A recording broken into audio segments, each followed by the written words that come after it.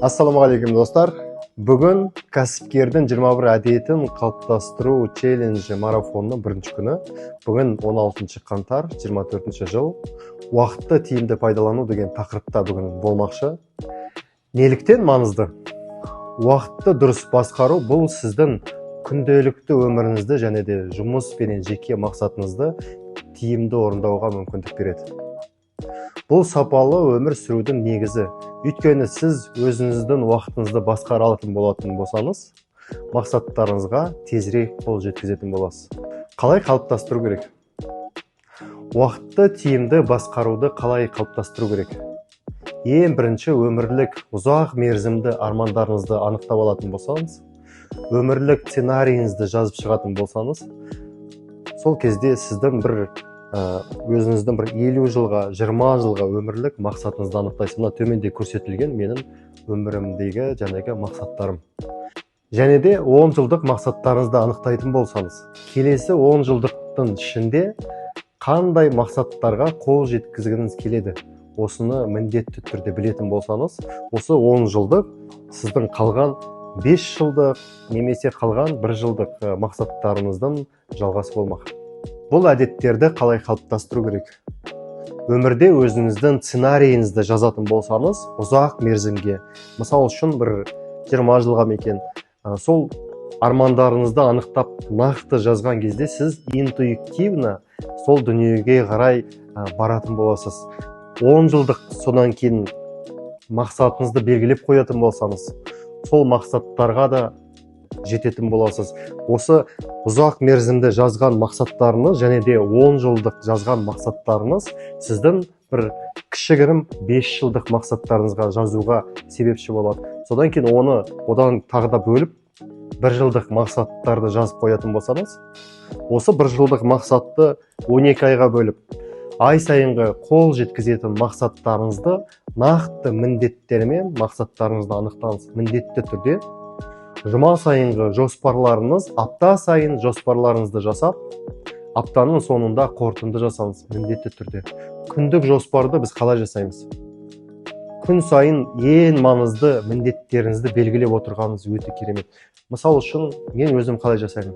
Күніне 3 маңызды және де 3 қосымша жоспарымды күн сайын белгілеп отырамын.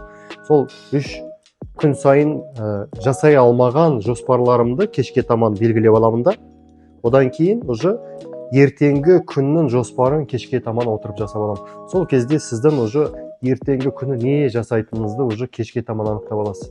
Таңертеңде уже оянған кезде сіз былайша өзіңіздің жоспарыңызға 5 минут көз жүгірткеніңіз, сол сіздің бүткіл күні бойғы жұмысыңызды эффективный, то есть тиімді болуыңызға көмектесетін болады.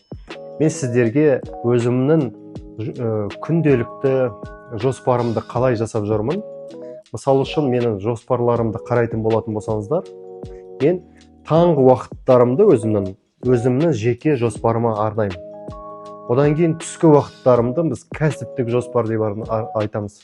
Және де түстен кейінгі уақыттарды қоғамдық жоспарлар деп атаймыз. Және де кешкі уақыттарды өзіміздің отбасылық жоспарлар деп атаймыз.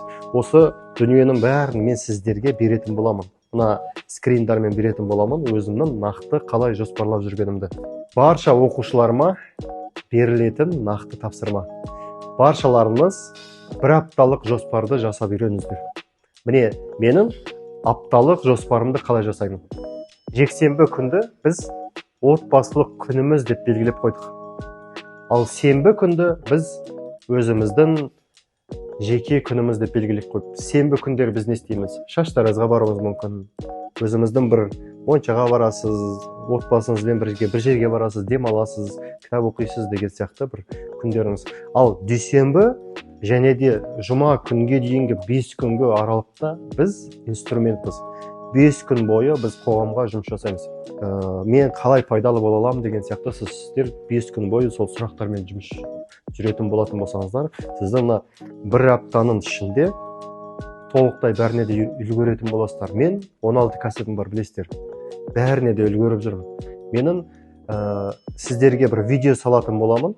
Соның ішінде нақты таңертеңнен бастап түскі сағат 12-ге дейінгі уақытта, кішкентай ғана уақыттардың ішінде қаншама көп дүниеге үлгеретінімді сіздер көретін боласыздар. Оқушыларыма нақты тапсырма. Бір апталық жоспарыңызды жасаңыз.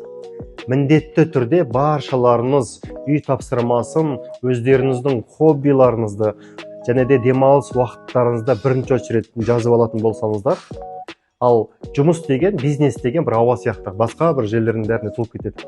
Оны міндетті түрде мына менің жоспарыма қарап отырып, сол сияқты қылып жасайтын болсаңыздар, сіздер бәріне де тиімді түрде үлгеретін боласыздар. Және де бір айлық жоспарыңызды қалай анықтау керексіздер.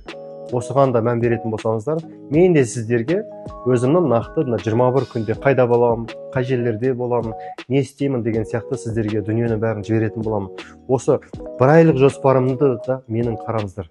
Бір күнімнің өзін қалай жоспарлаймын, соның өзінде қарайтын болсаңыздар, осы үш дүниенің өзінен сіздер өздеріңізге бір керекті жоспарлауды үйренетін боласыздар. Өте маңызды. Мен әрбір күні 21 мың теңге сыйлық беремін деп айтқан болатын. Достар, бүгінгі күннің ешқандай тапсырма берілмесе де, осы телеграм каналымда белсенді болып жатқан оқушыларым үшін, олардың ішінен ең ұнаған бір адамға мен осы 21 мың теңгені жіберуді ұйғардым.